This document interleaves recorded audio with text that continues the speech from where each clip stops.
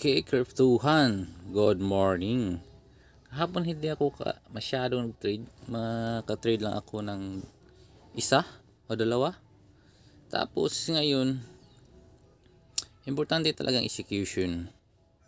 So, kahapon, kagabi, nag-send ako ng, kasi itong R1, R2, R3 is na-break niya. Tuloy-tuloy siya. Pero itong dito na bahagi is hindi niya na-break. So, goods pa rin to. Balik na naman. So, second bottom na ito. So, sa palagay ko, papalo ang price within this range. If hindi naman, is babagsak siya. Saan bang stop loss ko? Ang stop loss ko around,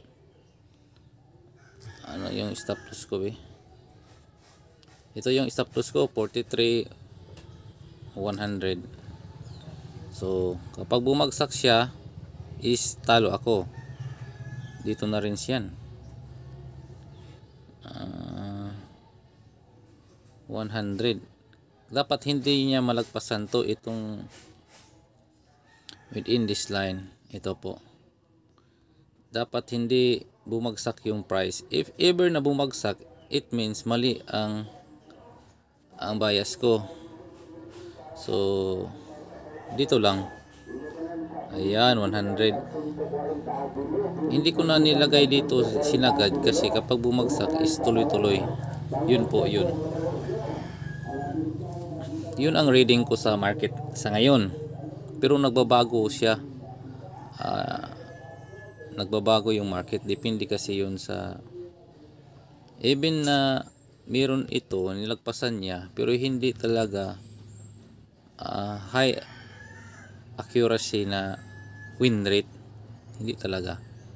Hula-hula pa rin yun. Pero ang importante, ang execution. Kapag nakakita ka ng ganito, ang importante talaga paano mag-execute. So yun, antayan na lang natin. If matalo siya, is wala tayong magagawa. If manalo naman, wala na naman. Ibig sabihin, ang importante na execute tayo. Yun po, yun. Kasi kapag ganitong strategy, itong ginagamit ko, tapos hindi pa ako mag-execute, magdadalawang isip pa, so useless, magiging useless yung strategy na yun. Di po ba? Importante talaga execution din. So tingnan na natin, mga tayo, ipopost ko muna itong candle din na to. Ito yung palaging, kapag if ever na nasa bottom na, ito nakikita nyo to, pantay, halos pantay yung wick niya, tapos yung body, yun isa din yung sinahanap ko. Even na mataas yung wick na to, is hindi na ako nagmamatter, basta nandun yun sa buying point for me, para hindi, for me lang ha, para hindi makakuha yung iba, kasi kanya-kanya tayong strategy so depende yun. Sige, post natin to. Tingnan natin ang result mamaya, if babagsak siya or hindi. Nga pala, sa within 4 hours, doon din ako nagbase. Ito dapat yung week na to is hindi na niya malagpasan kasi napoform na siya ng triangular, if napapansin nyo. So if ever naman na hindi siya kakapit dyan, is babagsak siya. Yun lang. So kaya doon lang talaga yung stop loss ko, itong candle na to. So tingnan na lang natin. At Kryptuhan, dapat nga pala hindi niya ito malagpasan. If ever na malagpasan niya to, magda-down to, it means mali din yung bias ko. So kailangan din akong mag-close. Pwede din ang adjustment ko, dito na lang yung close ko, close position 213. Kung napapansin nyo, bakit nga ba if paangat na yung price, dapat hindi niya ito malagpasan. So titingnan natin yung iba. Kagaya nito, Kryptuhan, bagsak yung price, mayroon siyang wick, tapos ito yun, ito yung mga hinahanap ko. So dapat hindi talaga malagpasan itong wick na to kaysa dito, di po ba? Kagaya niyan. Oh.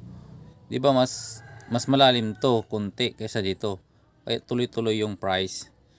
So, yun yung ibig kong sabihin. Sana na kuha niyo. May example dito. So, maganda. So, scalping lang yung kuha ko dito ha. Scalp lang. So, baguhin natin. 213. Ayun. Baguhin natin yung stop loss. So, ayun nga, kryptohan is tumaas yung price. Pumam siya. So, antay lang tayo ng isa pang candle. Siguro ito. Pwede na rin mag-out. Kasi scalping lang to. Habang nag-i-give is nagtitrade tayo. Meron namang signal dito.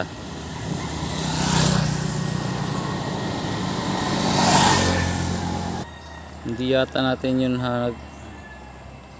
dito banda hindi tayo nakapag-sell. So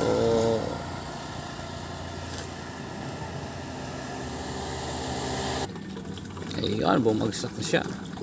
Tingnan natin 67 pa rin. So hold tayo sa position na to within this range. Itong candle na to or either dito. Yun. Ayun na, kryptohan. So umakyat na yung price. Sana is umabot ang price sa ating gusto. Pero pwede na rin siya kung gugustuhin natin.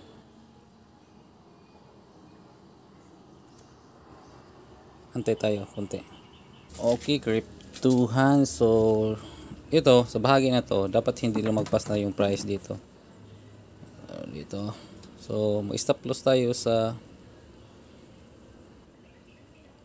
43,320 para may gain tayo if ever.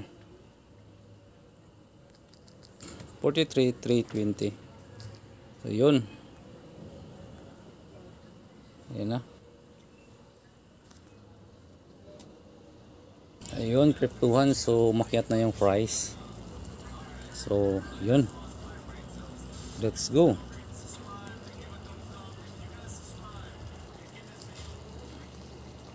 Malapit na mga $4.